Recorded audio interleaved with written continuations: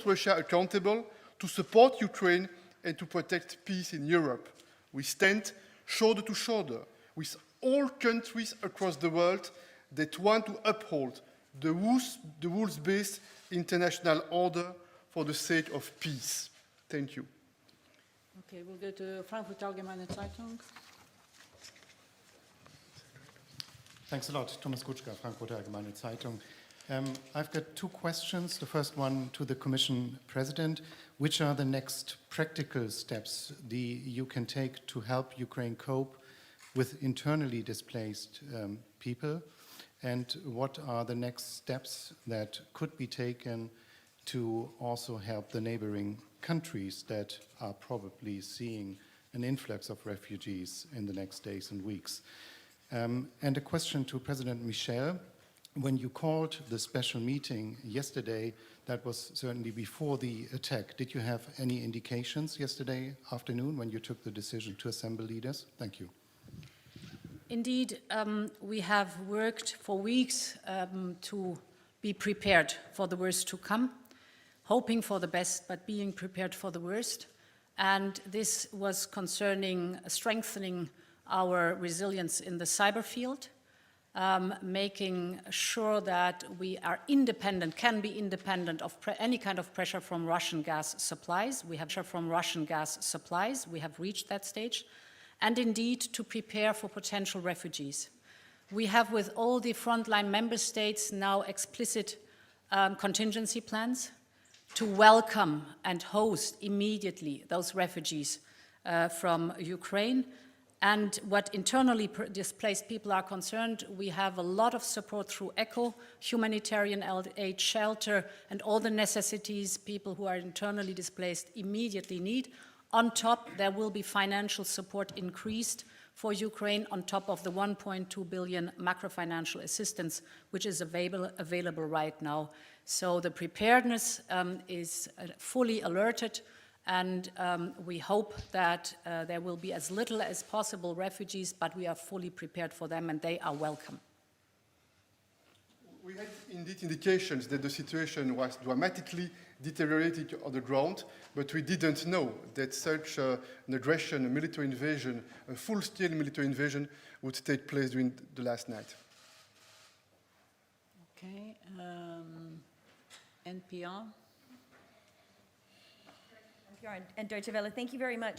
To all three of you, Ukraine is now under attack because it wanted to come closer to your institutions. This is why it was attacked. First, Maidan, and then over its wish to join NATO. And yet all of your appeals for dialogue have fallen on deaf ears. We saw the buildup happen. Nothing you did worked. What more could you have done? And how do you feel today when you are sitting here saying that innocent lives are going to be lost? And these are people whose only crime, even in the words of the Kremlin, are that they wanted to be closer to Europe. Thanks. Well, I think it's very important to remember that there is one that is the aggressor, one state that is responsible for what is happening now in Ukraine, and that is Russia. Russia is the country which is responsible for the loss of lives and the aggressive actions against Ukraine. And we have reached out to Russia for many, many years, actually, and especially during the last months, to engage in political dialogue to try to prevent this conflict. But at the same time, we are, as Ursula von der Leyen said, we have also been absolutely prepared for the worst, and that's what's happening now. So we have to remember that there's one aggressor, and that's Russia, and Russia is responsible for what we see evolving in Ukraine now.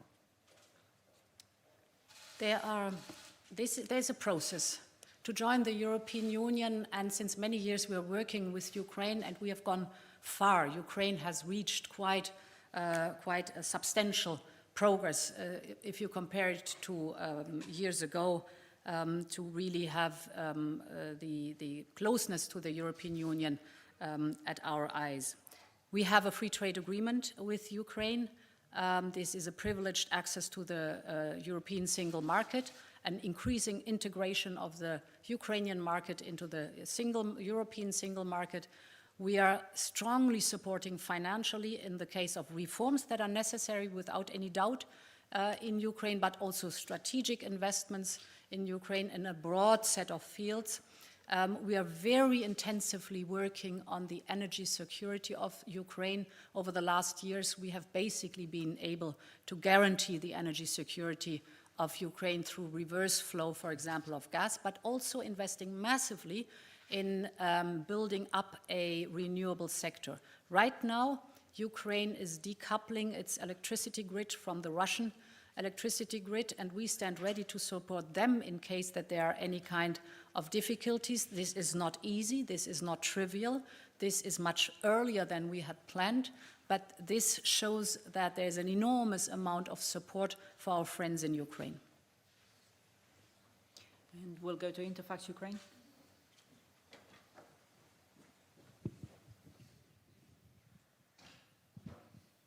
Thank you, Anna. Interfax Ukraine, Irina Sommer. Secretary General, don't you think that if in Bucharest Ukraine got invitation to join NATO, nothing will happen like what we have today? And a question for EU leadership. When we are talking about political support, can we talk about perspective of membership, at least political decision? Thank you. But again, we have to remember who is responsible.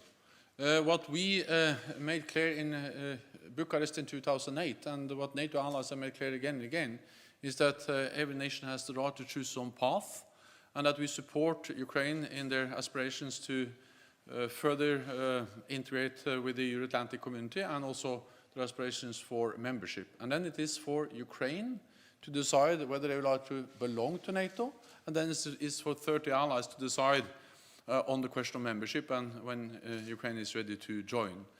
That is our right to decide. Russia has not right to attack, use violence, use